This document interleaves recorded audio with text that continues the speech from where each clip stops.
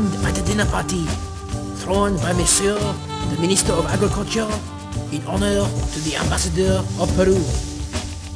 Beautiful table, set with flowers exotic and candles. Just as I was deciding which cheese would go with the blackcurrant jam. It was probably the mushrooms in a salad, or one of those charming pickles. It felt like a very delicate sort of orgasm, almost. And I just could not move anymore. I was paralyzed in an instant. I fell on the table. One of the candles set my hair on fire, and I could not move a finger anymore. I did not lose consciousness for a second. I could see and hear perfectly, maybe even a tiny bit better or differently than before. But I lost the power of speech. I can't talk. It's as simple and brutal as that. Once I was an extrovert. Now I am totally turned inward. I don't like to be like this, but enjoy I must.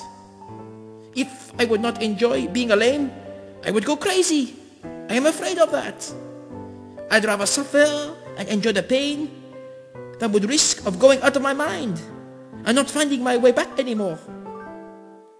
I want to understand what is my situation about and why did it happen to me.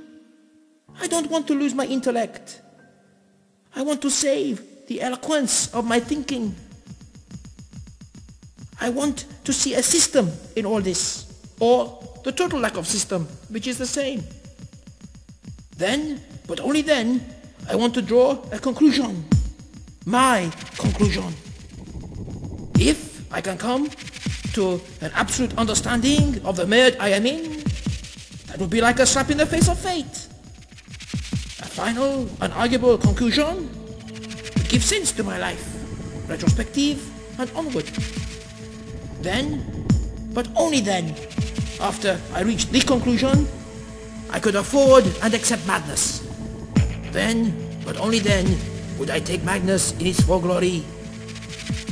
Until then, I keep on analyzing what there is for me in this motionless universe of mine. It's a challenging task. Meanwhile, I have fallen in love with my nurse, who is constantly playing games on me, even when she is giving me my enema. As a matter of fact, the only time I feel she is reciprocating my feeling towards her slender being is when she is giving me my enema, twice a day. Her name is Aquamarina.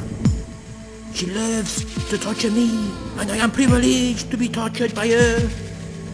When I think of her, I want to smoke one cigarette. Just like right now. Oh, mon Dieu, I need a cigarette. But I haven't got any cigarettes. Aquamarina took them away on the first occasion when she came to change my pampers. Fortunately, she could not find my lighter, which I keep in my mouth ever since I've been paralyzed. That was my last voluntary body movement, as I picked the lighter up with my mouth and hid it behind my teeth. Then I got jaw-locked. Oh, if I could just get the lighter out from under my stiff tongue and get a cigarette, I would be saved. No more thinking. If I could just light up one cigarette, I could take care of Aquamarina too. With a cigarette holder, which the Monsieur in the other wheelchair has held in his anus ever since he crashed that dinner party in honor of the Ambassador to Peru. I saw him. He is an Englishman. As I was falling face down on the dinner table, I saw him falling backwards, right into the cigarette holder, which he was balancing on throughout the party, making crude jokes on each course. I saw the cigarette holder slipping deep into his ass, and he has kept on holding it to it tight ever since. I have no idea of how did he get through the security, for he was already drunk as a skunk upon arrival. He was obnoxious, sort of insufferable at first sight. Very bad tailoring. He is either from Oxford or Yorkshire. A beef and potato man, as they call them. All blood and bowels. Very materialistic. the look on his face as the cigarette holder settled in his colon. I got it, and now I'm going to keep it. That was the last expression on his face.